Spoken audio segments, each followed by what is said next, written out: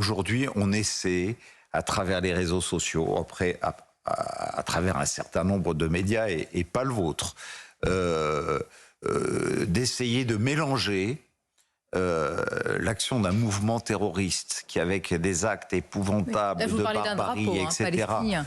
Oui, oui, mais justement, on essaie de noyer, de banaliser les actes du Hamas en parlant de Palestine. C'est pas le sujet.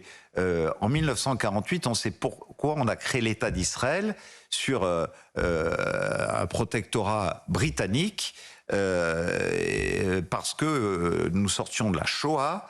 Je vous rappelle que nous avons 3536 noms sur le mur des déportés à Nice, sur lequel figure toute la famille de Simone Veil et toute la famille de Serge Klarsfeld, d'accord. Et on sait très bien ce que nous avons subi. Donc, en 1948, quand on a décidé de créer l'État d'Israël, c'était les Nations Unies, ça a été une décision de la planète tout entière, et aujourd'hui, remettre en cause cela est inadmissible. Et de toute façon, il ne pourra pas y avoir de paix et de discussion sur un État palestinien tant qu'on n'aura pas réglé le problème du terrorisme dans son ensemble et du Hamas en particulier. Pour en venir à la France et à Nice, un seul drapeau flottera sur le fronton de votre mairie. Absolument, et je tiendrai bon, de même que je demande au préfet, et je le remercie, de prendre systématiquement toutes les semaines des arrêtés d'interdiction des manifestations soi-disant au nom de la cause palestinienne. Toutes les semaines.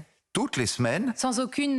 c'est-à-dire chaque Les demande arrêtés sont pris, et toutes les semaines, le tribunal administratif rejette l'arrêté d'interdiction du préfet.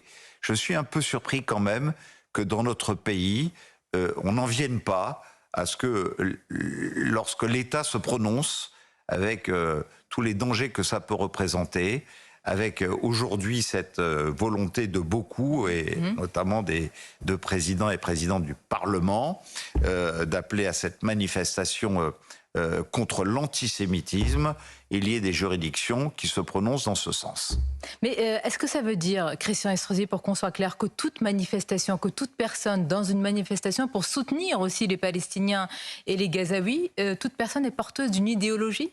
Non, mais vous savez que tous les Palestiniens et tous les Gazaouis, pour une bonne partie d'entre eux, si ce n'est pas une grande majorité, ne demandent qu'une chose, c'est qu'on les débarrasse du Hamas.